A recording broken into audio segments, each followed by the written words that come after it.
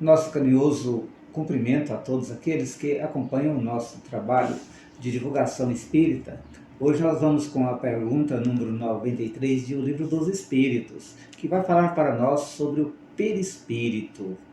Antes de iniciar o comentário à pergunta, nós vamos ler a pergunta e em seguida a gente vai ler também a resposta para que a gente possa fazer um comentário mais extenso a respeito deste tema que esclarece muitos dos fenômenos espíritas e das dúvidas que muitas pessoas têm a respeito de como seria formado o espírito, né? Quais são as suas partes, como nós temos o nosso corpo físico, como que seria, né, o espírito nesse conjunto, principalmente nós que somos espíritos encarnados, como que funcionaria isso. A partir de agora, neste trecho, né, do livro 2, capítulo 1 de O Livro dos Espíritos, vamos falar sobre este assunto. Pergunta 93. O espírito propriamente dito tem alguma cobertura ou está, como pretendem alguns, envolvido em uma substância qualquer? O espírito está revestido de uma substância vaporosa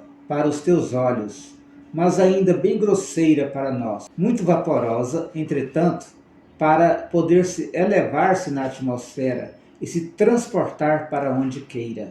Aqui nós acabamos de ver, né, que o espírito tem um corpo espiritual e que, ao contrário às vezes do que muita gente pensa, esse mundo espiritual que a gente sempre fala aqui, e a gente fala lá, do outro lado, na outra dimensão, na verdade são falta de palavras para designar realmente o que é este mundo. Porque o nosso próprio mundo já é o mundo espiritual. As nossas vibrações, devido a gente estar ligado a um corpo físico, elas são lentas. E o mundo espiritual é uma substância de vibração mais rápida, que está no mesmo contexto que nós estamos aqui. Tanto é que os espíritos nos informam que o corpo espiritual ele é uma substância vaporosa para nós, que consegue elevar-se na atmosfera. Isso quer dizer então que ele não está fora da nossa atmosfera, fora do nosso sistema.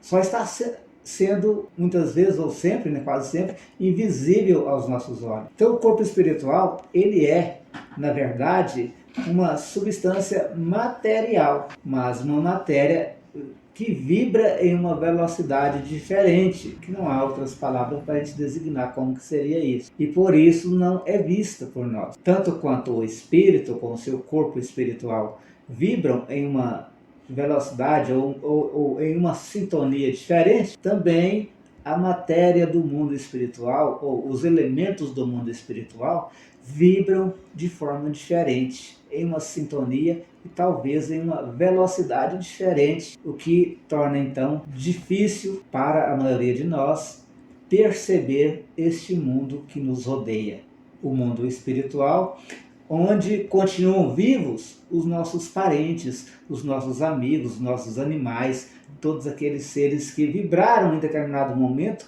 na lentidão do nosso sistema, ligados à nossa matéria aqui, mas que já partiram desta matéria para vivenciarem a situação vibracional da matéria do mundo espiritual. Então o corpo espiritual, ele é uma espécie de envoltório do nosso espírito. E Kardec traz aqui uma observação bem explícita, né, que vai nos trazer aqui uma ideia melhor de que seria o corpo espiritual ou o perispírito. Assim como o germe de um fruto é envolvido pelo perisperma, da mesma forma, o espírito, propriamente dito, está revestido de um envoltório que, por comparação, pode-se chamar de perispírito. Então, os espíritos tiraram dessa ideia da semente ou do fruto, né, que é da semente do fruto, que é envolvida por uma pele, uma espécie de casca, né, chamado perisperma. A gente pode observar isso num grão de feijão, que é aquela casquinha, né, colorida, que envolve o grão de feijão, que a parte interna dele é branca, né? Então aquela casquinha é o perisperma. O nosso espírito, ele está envolvido, né, por uma camada de matéria mais densa, que é chamada de perispírito, o corpo espiritual.